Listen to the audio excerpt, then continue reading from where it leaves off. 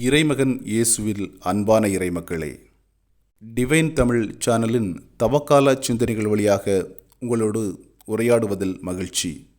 ஆண்டவர் படைக்க இருக்கின்ற புதிய விண்ணகத்தையும் புதிய மண்ணகத்தையும் நமக்கு உரியதாக மாற்றிக்கொள்ள நம்முடைய மனங்களை செழுமைப்படுத்த இந்த தவக்காலம் நமக்கு உதவி புரிகிறது.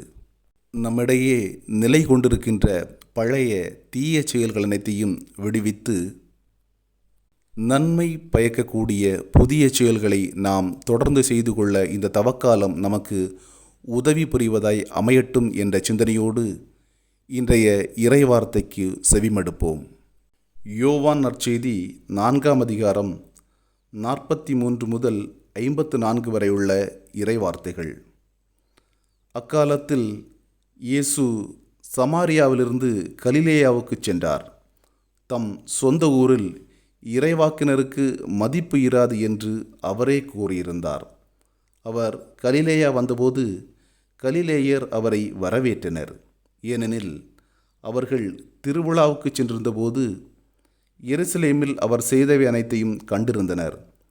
கலிலேயாவில் உள்ள கானாவுக்கு இயேசு மீண்டும் சென்றார். அங்கேதான் அவர் தண்ணீரை திராட்சைரசமாக்கியிருந்தார். கப்பர்நாகுமில் அரசு அலுவலரின் மகன் ஒருவன் நோயுற்றிருந்தான்.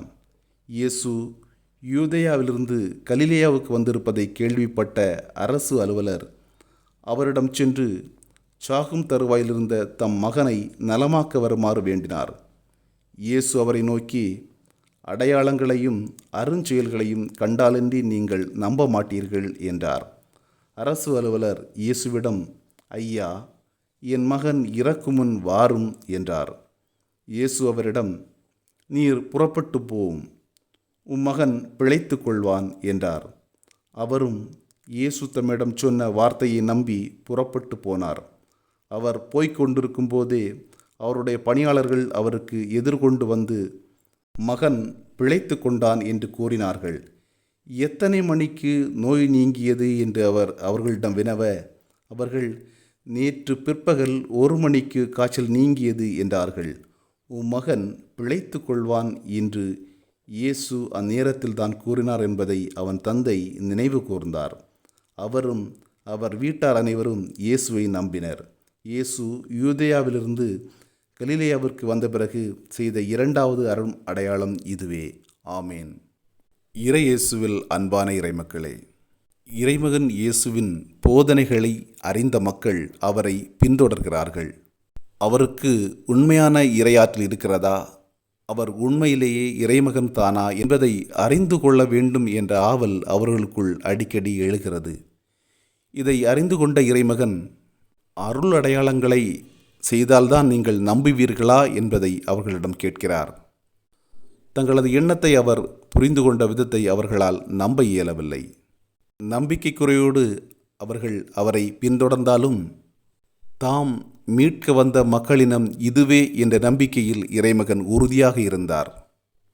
இந்த மக்களால் தான் குற்றம் சாட்டப்பட்டு தான் சிலுவையில் அறையப்படுகிறோம் என்பதை அறிந்திருந்தும் கூட அவர்களது மீட்புக்காக தன்னையே முழுவதுமாக அர்ப்பணித்து மக்கள் அனைவரும் மீட்படைய வேண்டும் என்ற உறுதிப்பாட்டோடு தன்னுடைய பணி வாழ்வை முன்னெடுத்து சென்றார். நாமும் வெறும் அடையாளங்களை மட்டும் நம்பிக்கொண்டிராமல் நம்முடைய முழு மனதோடு அவரை நம்பி முழுவதுமாக ஏற்றுக்கொண்டு நம்முடைய வாழ்க்கை பயணத்தை தொடர்ந்தால் அவருக்கு உகந்த மக்களினமாக நாம் மாறுவோம் என்ற சிந்தனையோடு தொடர்ந்து பயணிப்போம். ஆமீன். ஜெபிப்போம்.